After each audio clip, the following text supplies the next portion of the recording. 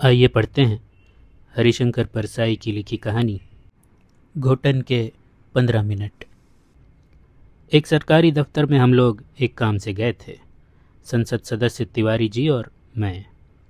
दफ्तर में फैलते फैलते यह खबर बड़े साहब के कानों तक पहुंच गई होगी कि कोई संसद सदस्य अहाते में आए हैं। साहब ने साहबी का हिदायतनामा खोल कर देखा होगा कि अगर संसद सदस्य दफ्तर में आए तो क्या करना।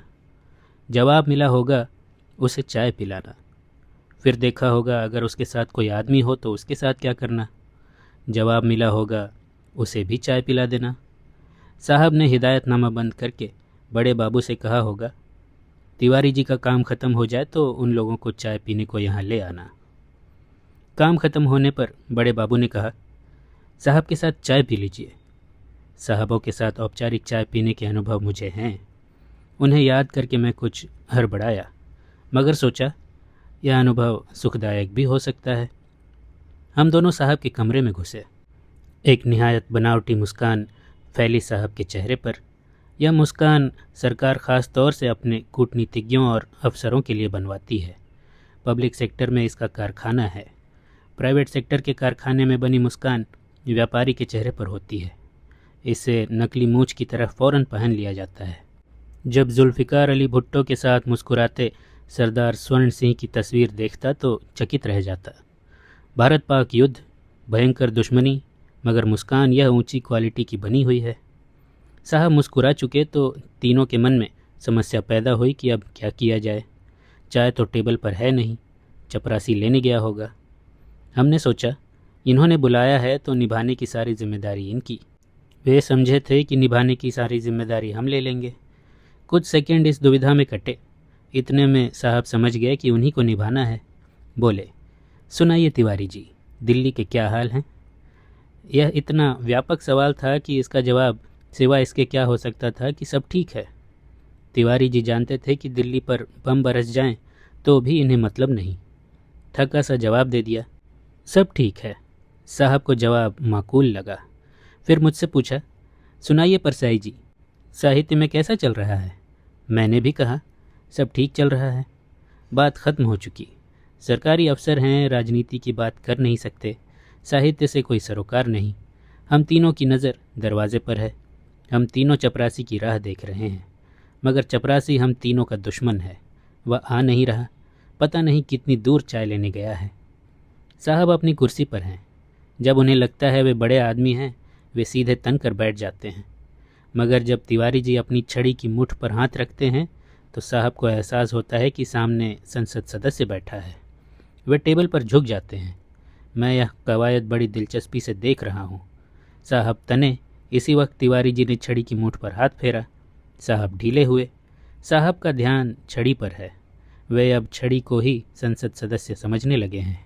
मैंने अब पेपर वेट उठा लिया है और उससे जी बहला रहा हूँ। तिवारी जी ने छड़ी की मुठ पर लगातार हाथ फेरना शुरू कर दिया है कि साहब को तनने का मौका ही नहीं मिल रहा है।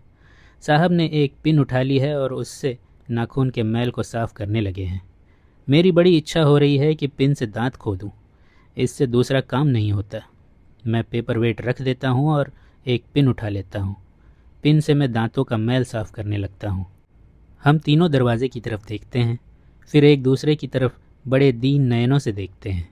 हम तीनों को चपरासी मार रहा है और हम कुछ कर नहीं सकते। अत्यंत दीन भाव से साहब तिवारी जी से पूछते हैं, और सुनाइए तिवारी जी, दिल्ली के क्या हाल हैं? तिवारी जी कहते हैं, सब ठीक ही है। मुझसे पूछते हैं, सुनाइए परसाई जी, साहित्य में कैसा चल रहा है? मैं कहता हूँ, ठीक ही चल रहा है। कहीं कुछ नहीं जुड़ रहा। वे और हम दो पहाड़ियों की तरह इतनी दूर हैं कि कोई पुल हमें जोड़ नहीं सकता।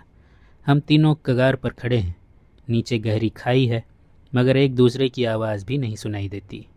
साहब को घंटी की याद आती है। घंटी हर साहब की नसों के तनाव को दूर करने के लिए होती है। उन्होंने घंटी बजाई और एक चपरासी हाजिर हो गया। साहब ने कहा, चाय अभी तक नहीं आई? चपरासी ने कहा, गया है साहब लेने। इधर के होटल में दूध खलास हो गया। मारा होटल वाले ने। दूध खलास किए बैठा है।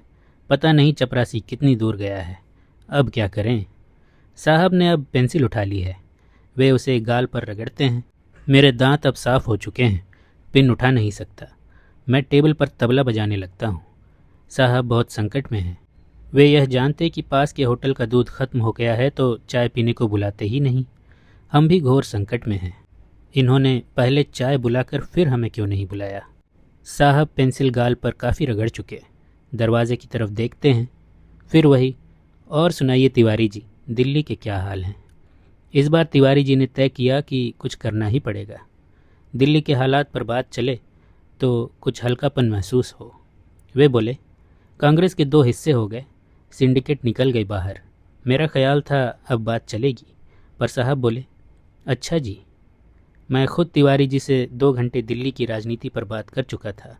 मेरे पास बढ़ाने को कुछ था नहीं। तिवारी जी एक कोशिश फिर करते हैं।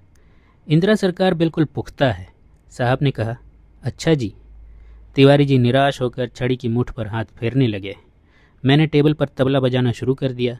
कोई उपाय कारगर नहीं हो रहा। साहब ने फिर कहा, और सुनाइए तिवारी जी, दिल्ली के क्या हाल हैं। इस बार तिवारी जी कुछ नहीं बोलते। वे लगातार छड़ी की मुठ पर हाथ फेर रहे हैं। हम तीनों की हालत ख़राब है। मेरा तबला बजाने का भी जी नहीं हो रहा। इसी वक्त चपरासी ट्रे लेकर आ गया। हम सब मुर्दे जैसे जाग पड़े। साहब के चेहरे पर पहले ऐसा भाव आता है कि उसे चाटा मार दें, फिर दूसरा भाव आता है जैसे उसके चरण छू लें। मैं खुद गुस्से से भरा बैठा था, मगर उसके आते ही मेरा मन उसके प्रति कृतज्ञता से भर गया। हमने बहुत फुर्ती से चाय सुड़की, उठे, बोले, अच्छा अब इजाज़त दीजिए। उन्होंने फ़ौरन इजाज़त दी, बोले, अच्छा जी, थैंक यू वेरी मच। हमें उन्हें धन्यवाद देने का भी होश हवास नहीं था। बाहर आकर हम दोनों ने पहले खूब ज़ोर से 4-6 सांसें ली, फिर गाड़ी में बैठे। रास्ते भर हम एक दूसरे से नहीं बोले।